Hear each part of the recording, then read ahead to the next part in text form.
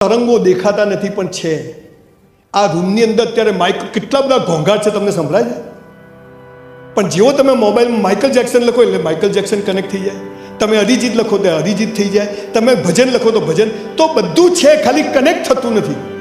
અને જેવું કનેક્ટ કરો તો આપણી આજુબાજુ બધું જ છે.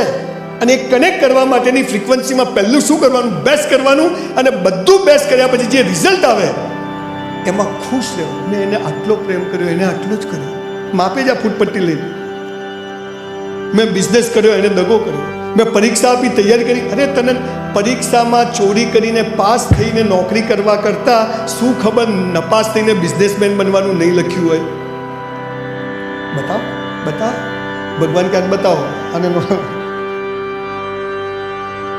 ઈશ્વર પર શ્રદ્ધા, એ જે કરે છે યોગ્ય કરે છે.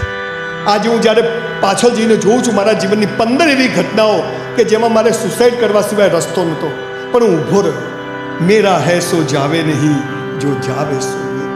આપણે નહોતા ત્યારે આ દુનિયા ચાલતી હતી, અને આપણે નહીં હોઈએ ત્યારે બી આ દુનિયા મસ્ત. પણ આપણા હોવાથી આ દુનિયામાં શું ફરક પાડી શકીએ? That is called success and that is the purpose of life. હું કોઈ સેલિબ્રિટી નથી. આજે મિલિયન્સ ઓફ લોકો મને ફોલો કરે. ઘણી વાર હું ગાડીમાં રડી જઉં કે હાલ આપણે ક્યાં હતા 400 રૂપિયામાં સાયકલ લઈને નોકરી કરવા જતા, પણ હું બેસ્ટ કરતો હતો. સ્ટીવ જોબ્સ એપલ કંપનીનો માલિક, એપલ કંપની આપણા બાપાની છે. બધા કેમ એપલ ફોન જોઈ જાય, એનું બોક્સ પણ 16 સેકન્ડમાં જ ખુલે. એટલું સરસ એને બોક્સ બનાવે. 16 સેકન્ડમાં જ એનું બોક્સ, તમે ઢાંકણું પકડો ને તો ફોન 16 સેકન્ડમાં જ ખુલી જાય. અને એટલે લાઈન લાગે. તમે જીવનમાં નક્કી કરો કે આજથી બધું બેસ્ટ કરીશ અને જે થશે એમાં ખુશ. Never regret for anything in life whatever happen with you. કે તમને જે નિષ્ફળતા તકલીફ છે, સ્કૂલ કોલેજવાળાએ દાંતવાળા, હું હમણાં જ મેડમને કહેતો હતો, 100 રૂપિયાનો માલ 120માં વેચાય તો 20 રૂપિયા નફો થાય, બધાને આવડે છે. 100 રૂપિયાનો માલ 150માં વેચો તો 50 રૂપિયા નફો થાય, બધાને આવડે છે. 100 રૂપિયાનો માલ 200માં વેચો તો 100 રૂપિયા બધાને આવડે છે. પણ 100નો માલ 50માં ના વેચાય તો શું? એ કોઈ શીખવાડે સ્કૂલમાં? લૈલા મજનુ, સીધી ફરિયાદ, પ્રેમનું પ્રતીક, પણ પેલી ના પાડે તો પ્રશ્ન તો ત્યાં છે. તો એના માટે શું છે કે બધું બેસ્ટ. મેં પ્રેમ કર્યો, એને ના પાડી, હરી ઈચ્છા, બ્લોક, જય શ્રી કૃષ્ણ. મેં રિઝલ્ટ પરીક્ષા આપી, ટકા ના આવ્યા, હરી ઈચ્છા, કંઈક સારું લખ્યું છે. મારું વિટામિન સી પિક્ચરનું શૂટિંગ ચાલતું હતું. 2 છોકરા કાંકરિયામાં દોડતા ગયા તો મેં પકડ્યા. એટલે મેં શું કરો? અંકલ મરી જવું છે. મેં કીધું કેમ? 12માનું રિઝલ્ટ આવ્યું, ટકા ના આવ્યા, હવે પપ્પા મમ્મી મારશે. મેં કીધું મરી જશો ને તો બધું ફરીથી ભણવું પડશે. પેલા ઘરે જતા રહ્યા. મેં તું મરી જાઓ એટલે ફરતી જન્મ લેવો પડે, ફરતી ખટારા જેવું પહેલું બીજું ત્રીજું 12 વર્ષ ભણવું પડે. આ 1 વર્ષમાં પતી જશે. ડર કે આગે જીત હોતી હૈ. દીકરા દીકરીઓ, life is so beautiful. Never regret for anything in life whatever happen with you. કે જે થાય છે પરમ તત્વના ઈશારાથી થાય છે. આ ભાવ આવી જાય ને એટલે તમારો ઊંઘમાં એમ. બાકી દીકરા દીકરીઓ, એક વાત કહું, ધ્યાનથી સાંભળજો. તમે દુઃખી છો, તમે તકલીફમાં છો, તમે મુસીબતમાં છો, તમારી પથારી ફરી ગઈ છે, કદી કોઈને કહેતા નહીં. કેમ કે તૂટેલા ઘરની ઈંટોય સાલા લોકો લઈ જાય છે. બોસ, તૂટેલા ઘરની ઈંટોય લોકો લઈ જાય. ઘી લગાવી નીકળવાનું, શીરો ખાધો છે, 6 અઠવાડિયા ભૂખ્યા હોઈએ. જે કરો તે બેસ્ટ કરો, પહેલો નિયમ. એટલે આજથી આપણે બધા જ જે કરીશું એ મારામારી કરવાની નહીં. કદી થાય તો છોડવાનું નહીં. તું નહીં કે હું નહીં, પૂરું કર ભાઈ. બધું બેસ્ટ. આ શું કબડ્ડી કબડ્ડી રમવાનું, 2-2-2 કરવાનું. અને પછી ઈશ્વર જે કરે તે સારા માટે, કોઈ ફરિયાદ કરવાની. ત્રીજી વાત, જેના માટે મેં આટલા સેમિનાર કર્યા, જેના માટે હું બોલવા જઉં છું, નહીં જીવીશ ત્યાં સુધી બોલીશ. તમારે સુખી થવું છે, સફળ થવું છે, પહેલા 2 નિયમ તો તમે સમજી ગયા કે આજથી જે કરીશું એ બેસ્ટ કરીશું. અને બીજું કે બધું કર્યા પછી જે પરિણામ આવે એમાં ખુશ. ત્રીજી વાત,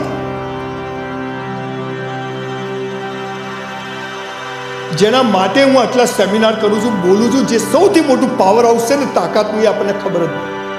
ત્રીજો નિયમ શું છે? રોજ મા બાપને પગે લાગો.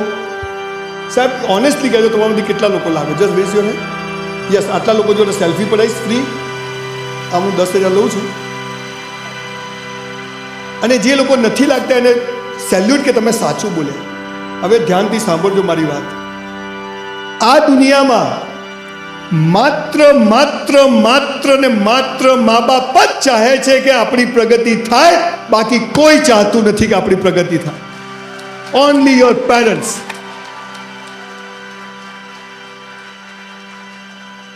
મા બાપથી મોટો દેવ નથી અને મા બાપથી મોટું પૂજનીય આ વિશ્વમાં કોઈ છે જ નહીં.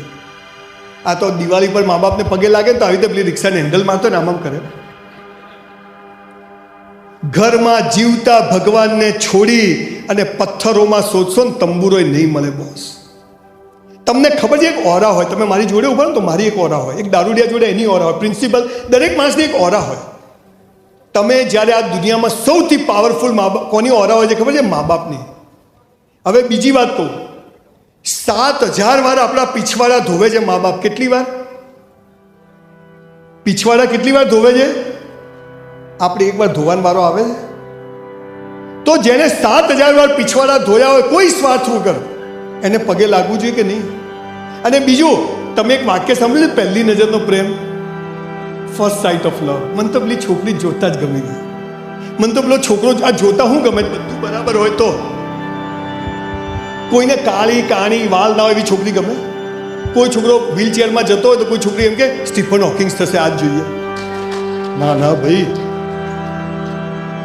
આ બધું બરાબર દેખાય ને થાય ને પ્રેમ નથી, એ સેક્સ છે. બહુ જવાબદારીપૂર્વક કોલેજમાં ઊભો છું કહું છું. અને સેક્સ પૈસાથી મળે દોસ્તો, પણ પહેલી નજરનો પ્રેમ કોને કહેવાય? Why we have to bow down our parents, I will tell you. 9 મહિના જ્યારે માના પેટમાં હોઈએ ને અંધારપટમાં, અને માને ખબર નથી કે છોકરી થશે કે છોકરો થશે, ડાયો થશે કે ગાળો થશે, મોટો થઈને રાખશે કે નહીં રાખે, હોશિયાર થશે કે ડબ્બો થશે, નપાવટ નીકળશે કે હીરો નીકળશે, કશું ખબર નથી.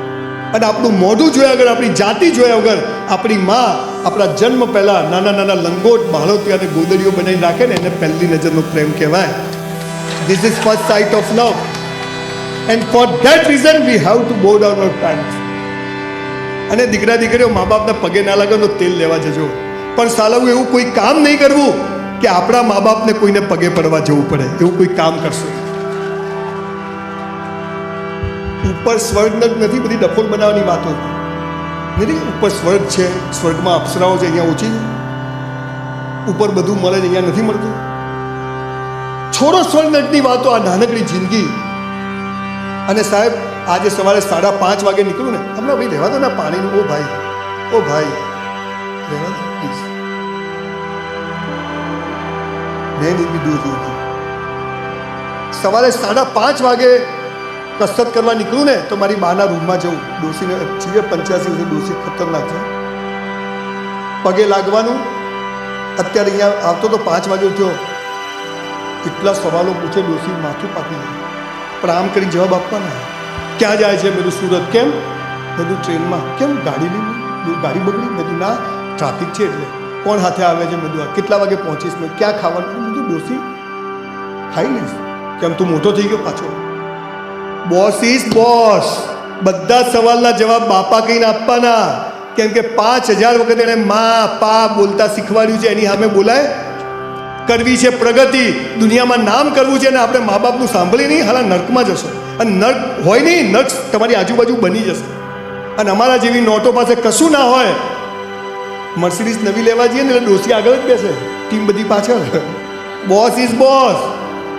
15 બિઝનેસ ચાલુ કર્યા, જીમ કરું, લાઇબ્રેરી કરું, હોટલનું ઓપનિંગ ટાઈમ, બધી સેલિબ્રિટી ઊભી હોય, રિબિન કોણ કાપે? મારી મા. મારી માથી મોટી કોઈ સેલિબ્રિટી નથી. આ પાવર હોય. આપણે આલા પૈસા લઈને સેલિબ્રિટીઓને બોલાય કે રિબિન કાપો, અને ડોસી ખૂણામાં બેઠી, શી ખબર ભાઈ શું કરે? અરે ડોસી તું આગળ જોઈએ, તું છે તો આ નોટ છે. આ ભાવ પેદા કરો, મંદિર જવાની જરૂર નહીં પડે. પણ કરતા નથી.